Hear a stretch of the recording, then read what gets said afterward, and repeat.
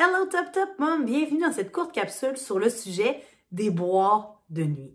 Une foule d'informations à comprendre avant même de penser peut-être, éventuellement, couper des boires de nuit. Mais oui, effectivement, à la fin du vidéo, je vais t'expliquer à la philosophie bédane-urbaine comment procéder étape par étape si toi et ton bébé êtes rendus à cette étape-là d'effectivement éliminer ou du moins étirer les périodes entre les boires. La première chose que j'aimerais te dire ou te communiquer aujourd'hui, c'est que ce n'est pas le rôle d'une consultante en sommeil de te dire qu'il est temps de couper des boires de nuit. Bon, premièrement, parce qu'on n'a pas la notoriété ni les connaissances médicales pour te dire « Ouais, il serait temps que tu coupes ça, ces boires de nuit-là », mais aussi parce qu'il n'y a rien de plus facile à dire qu'il est temps de couper des boires de nuit. Ah, moi, je fais tout le temps la blague de dire que quand il y a un pédiatre ou une infirmière qui dit qu'il est temps de le faire, ben, tu peux gentiment lui demander ce qu'elle fait, elle, à 1h du matin, parce que tu vas avoir probablement besoin de bras de rechange. Fait que le rôle d'une consultante en sommeil, c'est pas te dire oui, il est temps de couper des boires de nuit, mais de t'accompagner à travers ce processus-là, qui est d'éliminer ou étirer les périodes entre les boires de réconfort ou les boires qui sont de nature nutritionnelle. Autre chose, souvent on va penser qu'à 6 mois ou avec l'introduction aux aliments solides, que ce soit via la purée ou la diversification alimentaire menée par l'enfant, que l'enfant automatiquement peut arrêter de boire la nuit.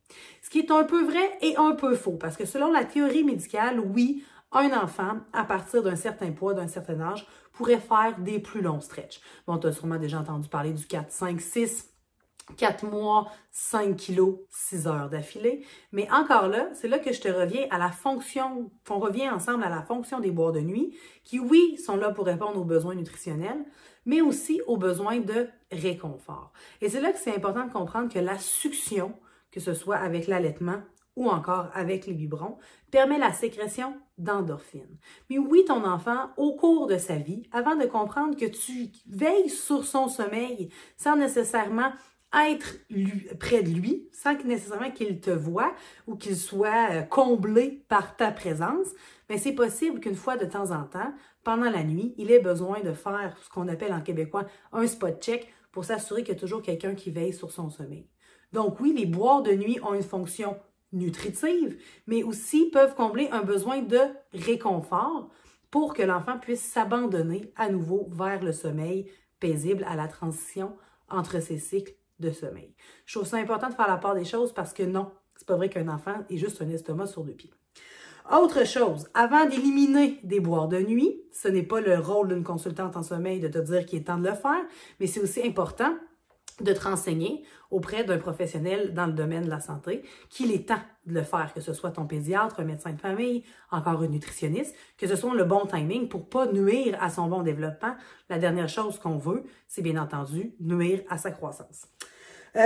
Autre chose, j'en ai parlé au début du vidéo, il y a une différence entre éliminer des boires de nuit puis étirer des boires de nuit. Hein? Puis souvent, quand on est fatigué, on a le goût de passer de 4 boires de nuit à 0 boire de nuit, tomber dans l'acharnement, parce que souvent le manque de sommeil nous donne le goût de trouver une solution facile qui fonctionne éternellement pour tous les enfants du monde. On a compris maintenant que ce n'était pas le cas, mais c'est important aussi de voir qu'il y a une étape mitoyenne peut-être entre plus de boire du tout et des boires aux 45 minutes, soit à chaque transition entre les cycles de sommeil. Donc, c'est important de comprendre qu'il est possible, oui, d'éliminer des boires, mais d'étirer des boires aussi. Comment savoir si ton enfant a encore faim la nuit? Ça, il y a juste toi qui le sait. Moi, je fais souvent la blague que dans le monde du sommeil, il y a 2 questions auxquelles je n'ai pas de réponse. C'est est-ce que mon enfant a encore faim la nuit et en combien de temps ça fonctionne, ces fameux miracles du sommeil là. Je n'ai pas la réponse à ta question à savoir si ton enfant a encore faim la nuit parce que c'est une question de feeling. Puis moi, j'ai bien toute la volonté du monde d'être une cheerleader pour toi puis de te dire let's go, on va éliminer des boires de nuit, mais encore là, l'effort qu'il y a à faire pendant la nuit, c'est toi qui es là.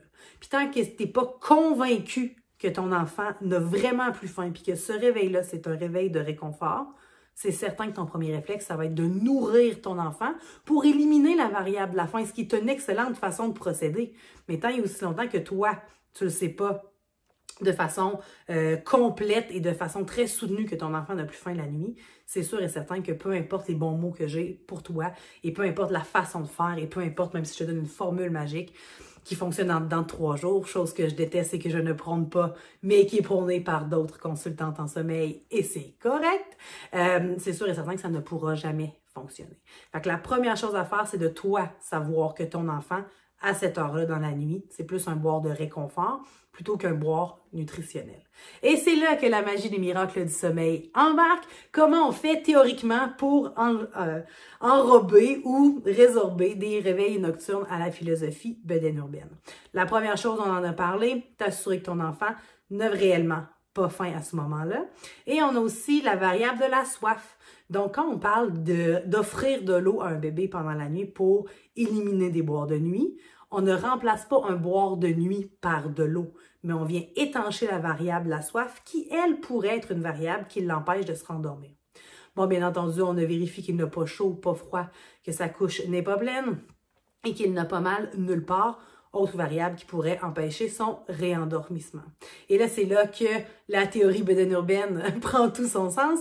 On va commencer par soit un plan A, qui serait une de nos méthodes d'entraînement au dodo visant l'autonomie, accompagné d'un plan B non nutritionnel et d'un plan B.2 ou un plan C qui serait de nourrir ton enfant au sein ou au biberon. Mais c'est important de comprendre que même quand on élimine des boires de nuit, l'autonomie du sommeil reste facultative. Donc, tu pourrais toujours aussi décider de commencer par un plan B.1 qui serait non nutritionnel, par exemple, accompagné jusqu'à endormissement total à même le lit, ou encore bercer, endormir et déposer par la suite. Donc, c'est ça la méthode Beden-Urbaine. Autre particularité, c'est qu'on va y aller un boire, un réveil à la fois. Donc ça veut dire que tu mets tous tes efforts au premier réveil de réconfort et le reste de la nuit, tu achètes la paix. Et tant et aussi longtemps que tu n'as pas atteint l'objectif que tu t'étais fixé pour le premier réveil de réconfort, le reste de la nuit, cododo, allaitement à la demande, biberon en quantité industrielle, c'est vraiment de se concentrer sur un seul et unique objectif à la fois. Parce que si tu fais ça une nuit entière, malheureusement, tu ne seras pas capable de répéter souvent les mêmes actions. C'est là qu'on vient modifier les habitudes. C'est pas en le faisant une fois, mais c'est en le faisant plusieurs fois. Et là, tu écoutes cette vidéo-là et tu te dis « Oh, c'est super intéressant, sa vision du sommeil, mais quand elle a parlé de plan A, plan B, j'ai absolument rien compris. Je pense qu'il y a eu une partie du vidéo qui s'est passée en japonais. » Non, j'ai continué à parler français. Cependant, si tu veux avoir plus d'informations sur la philosophie Beden-Urbaine, entre autres nos méthodes d'entraînement au dodo, comment ça fonctionne le plan A, plan B, sache qu'on a une foule d'outils qui s'offrent à toi, que ce soit via nos Top Top Book ou encore nos formations en ligne et que tous les liens sont disponibles dans la description du vidéo.